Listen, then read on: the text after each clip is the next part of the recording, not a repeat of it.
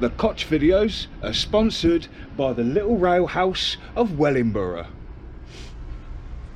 Hello you beautiful lot, it's Purple And Leanne. and we've made our way out to Sywell Country Park. And yeah, we want to discover the history, so we're going to follow the Waterworks Heritage Trail. So starting here at board number 1. From Leanne? 1906 to 1976, Sywell Country Park was a working water supply reservoir, and today the park still contains many reminders of its industrial past. Working with Northamptonshire Industrial Archaeology Group and with funding from the local heritage initiative, this trail has been developed to celebrate and explain the history of the reservoir and the route the water took as it flowed through the site.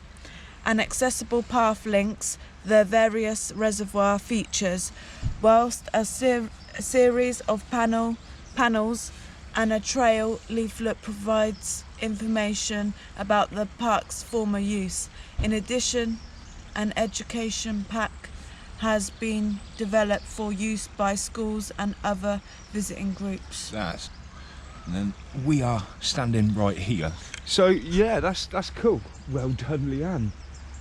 You got acknowledgements here, and it's got Northamptonshire Industrial Archaeology Group, NIAG, was founded to study, discover and promote Northamptonshire's industrial archaeology.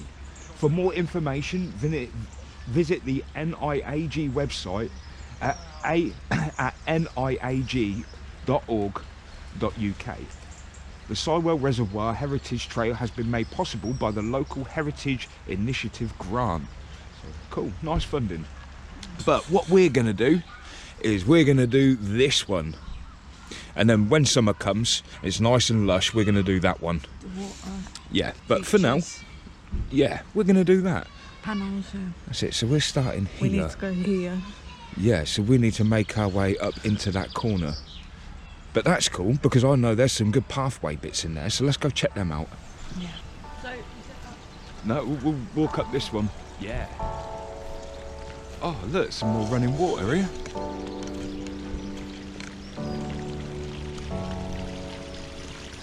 Oh, cool.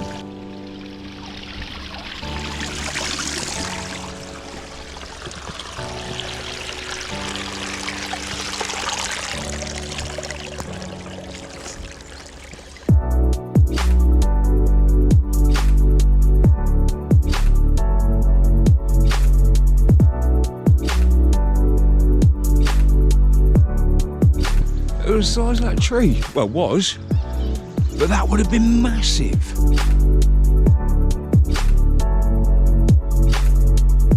There may even be a spring up there. Won't surprise me.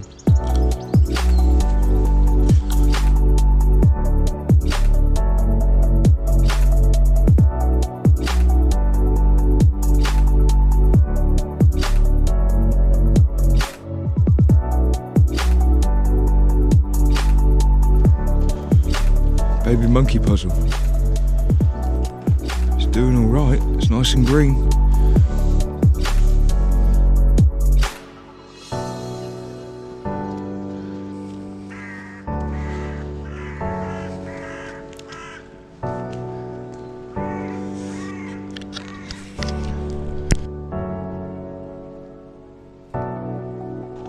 Number 1 board.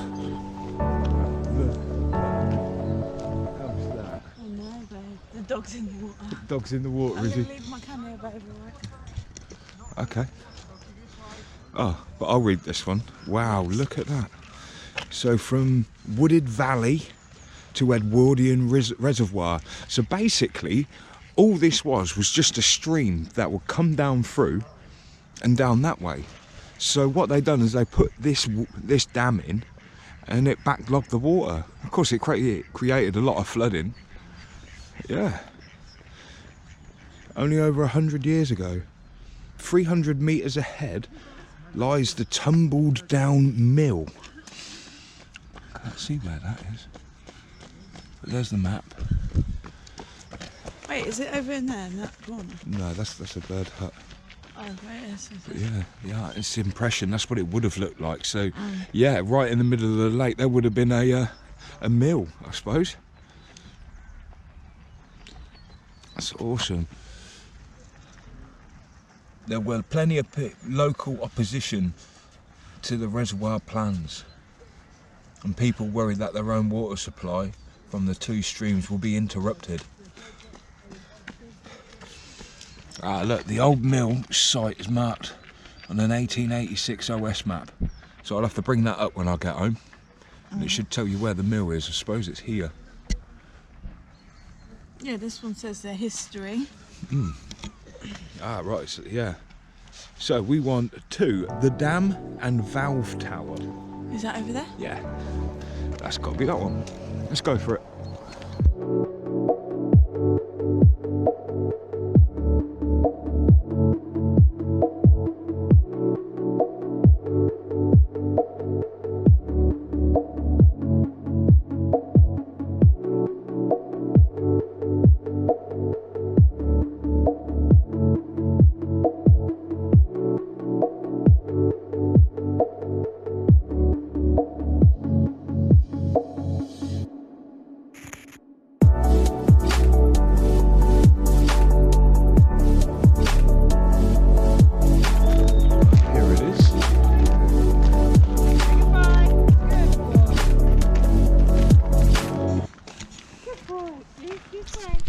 The amazing water supply. Do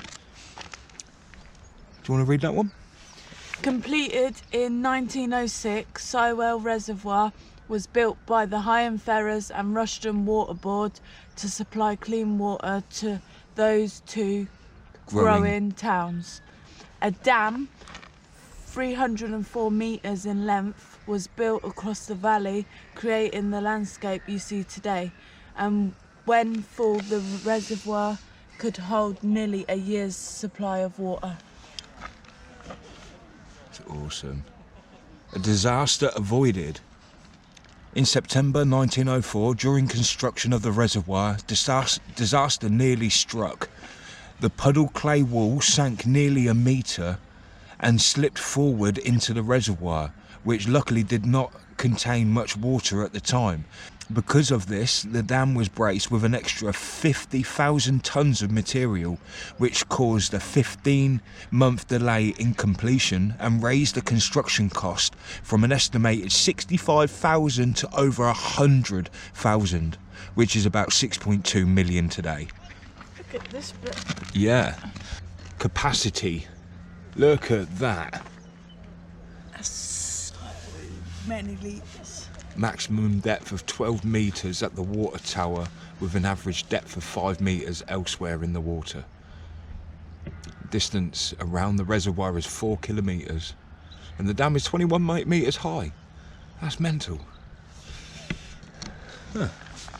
Okay, so that's how it is. And the water tower will let water down into that big tank down there, I suppose. But yeah, right, what's next? The Cascades, which is over here. Down in the road. So we're just going to walk all the way around and then go down. Yeah.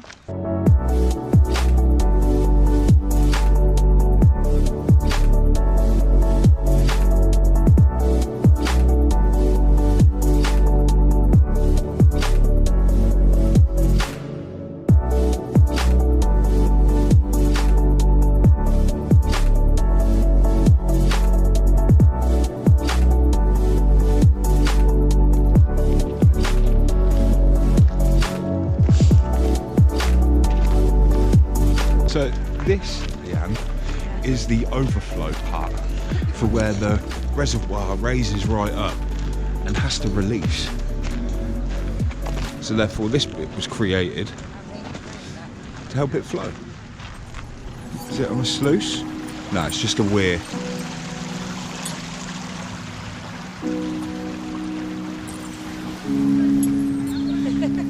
Cool, eh? Yeah. Wouldn't it be cool to just walk down along that?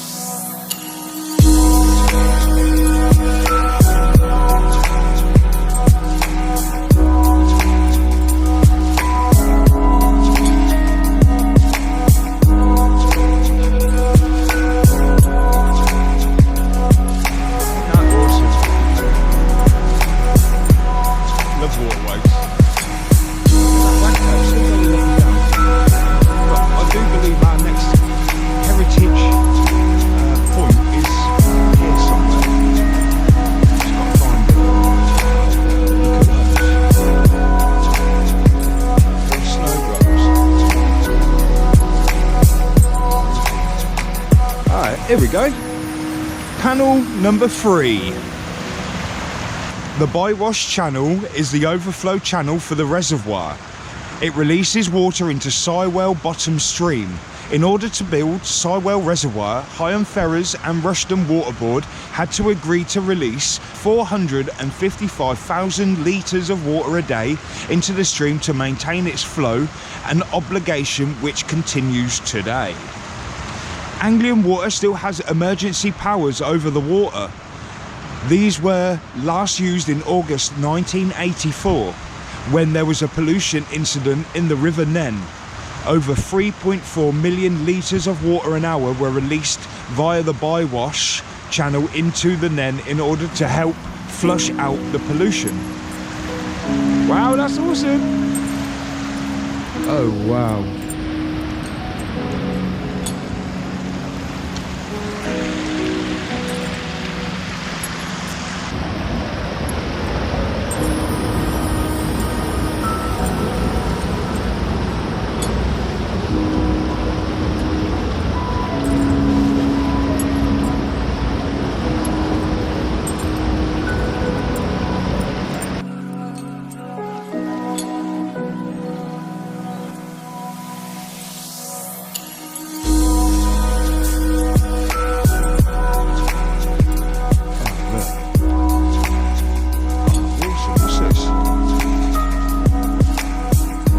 So obviously this would fill up and run down there, or run down there.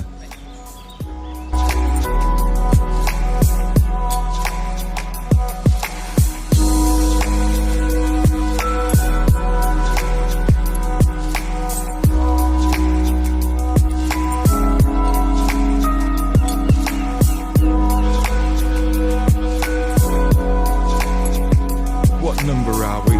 Panel 4, brilliant. Bang on it. The filter beds. A filter bed, right? I don't even need to look at that.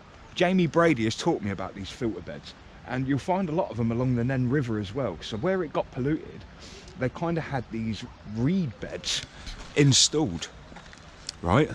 So like that, so the water would flow into it, and all the natural bacteria would break down the nitrate and all the phosphate, and basically turn it into good water. Basically like a natural water source. I used to do the same similar thing with what they call a Berlin system with fish setups. So what you can have is you can have 3 fish tanks all running from one tank on the bottom, which basically replicates a reed bed. So yeah, so without even looking at that, these reed beds were basically put in. But yeah, let's have a look at some of these pictures though. Sand washer, what's that? The sand washer. The sand from the filter beds would need to be regularly removed and cleaned. Initially this was done by hand. The sand would need to be transported from the filter beds in wheelbarrows to a manually operated sand washer to the side of the inlet well. Over 50 cubic metres of sand per filter bed. Yeah, the sand washer, yeah. And that's that. Oh wow. So, sand washer. Awesome. By the early 1950s, the daily demand for water from Sywell had risen from around 286,000 litres per day in 1910 to 1.1 million litres per day in 1950. So in 40 years, it like quadrupled. Apparently it closed in 1979. And the conservation of the site into Sywell Park filters have found new uses. We want number 5, which is cut through. Okay, cut through, yeah. So the amount of frogs and butterflies and everything else that will be in there, Leanne, will be amazing. I mean, they've even put a load of logs over in the backlight just to help boost it as well. Proper frog pond. That's awesome. Right, now there should be another board here somewhere. Oh, there's one at the bottom of the stairs. It's just like There's one there.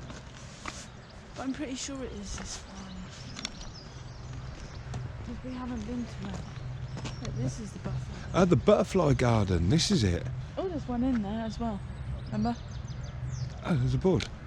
Might be 5 or that one 5. It might be. Oh, butterfly. The butterfly garden. This is for you, Leanne. Look at these, look.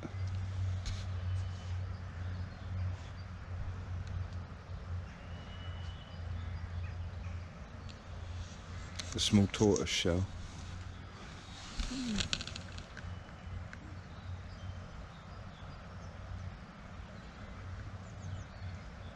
Beautiful. And I suppose this garden would be rife with them. I mean, you've got lavenders down there, anything that will smell good to them. You've got buddleia davidias, which are my favourite butterfly bush of all time. I need to get some growing somewhere ready for down the cotch. Yeah. Anyway, where's this board?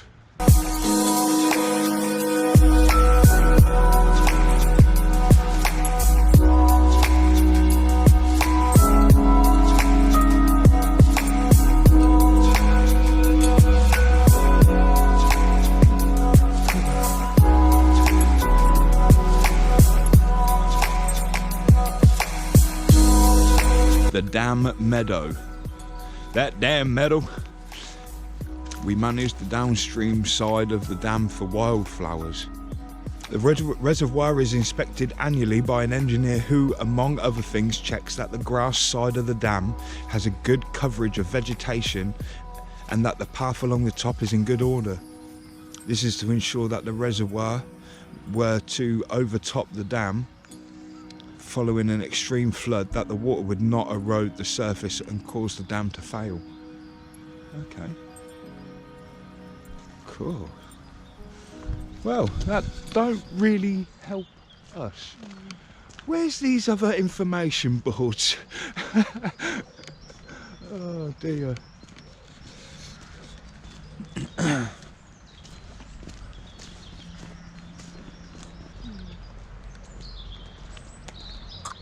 And these valves look like to release some kind of gas that could build up down there. I'm guessing the old board would be sat on there, because there's nothing else. But hey hum. Right, so me and Leanne, we'll just come back to one of these boards, and number 5 was actually that clear water tank there. So we're going to go on to number 6, the recorder house.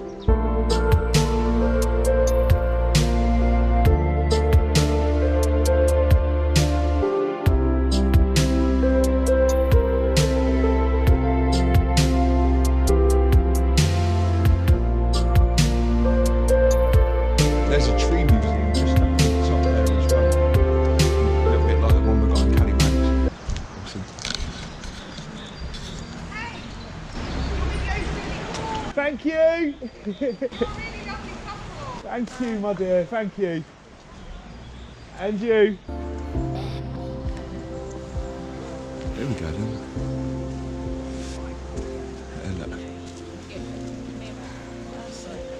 The recorder house was used to monitor the rate of flow of water in the Bywash Channel.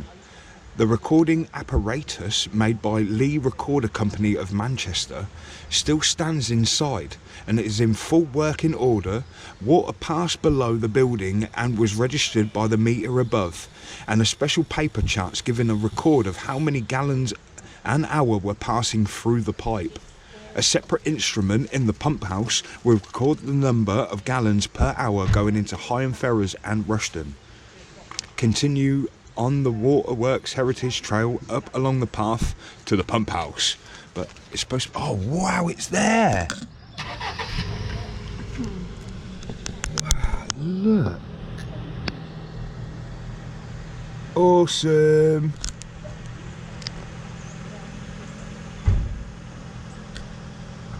So it says to go up the path and keep going up towards the pump house for number 7. Oh, she doesn't do well in car journeys. She gets rather sick, bless her.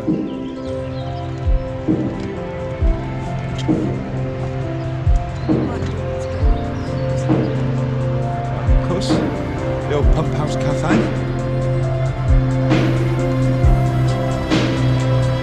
What's that?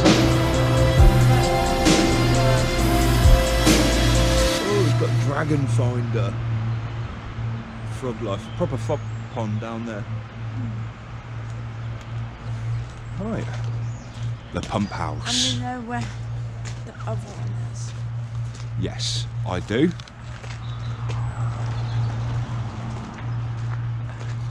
And do excuse me, people, this is for history and heritage.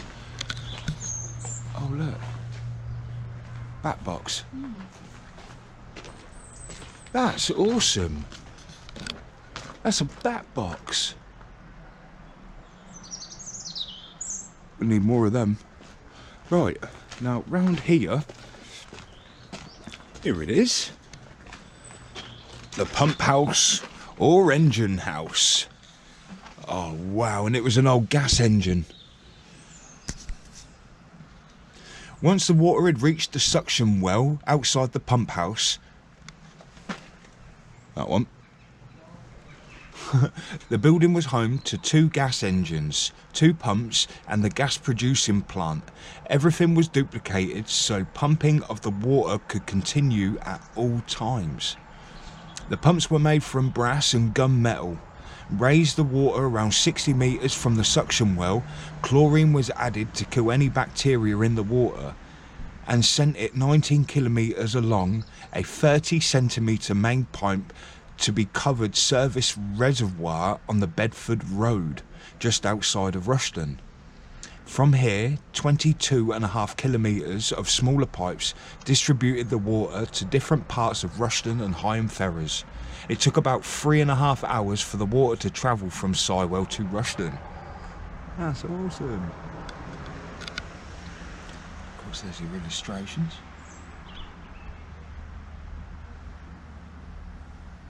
Right, and the last one, the sheep wash. Shall we have a look then? Cool. Yeah.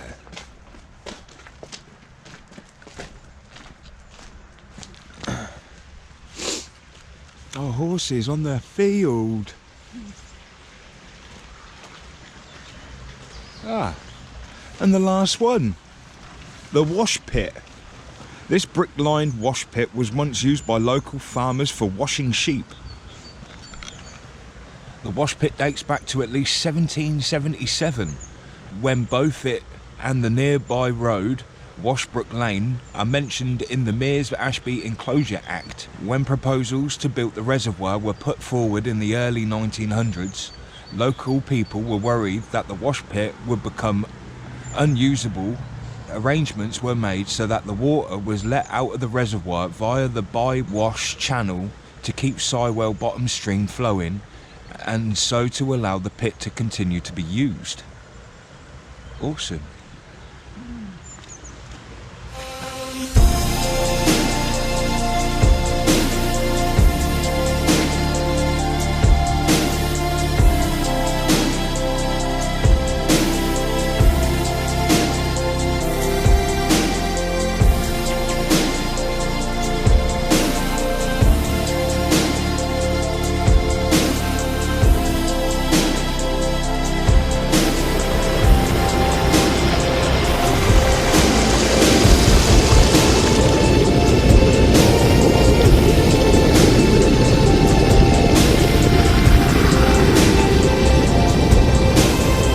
And that concludes today's Sywell Country Park Waterworks Heritage Trail.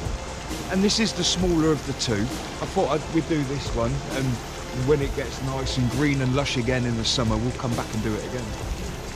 Yeah. On that note, if you like the video, hit the like and subscribe button. Please hit the like button, that's what's getting it pushed about by YouTube.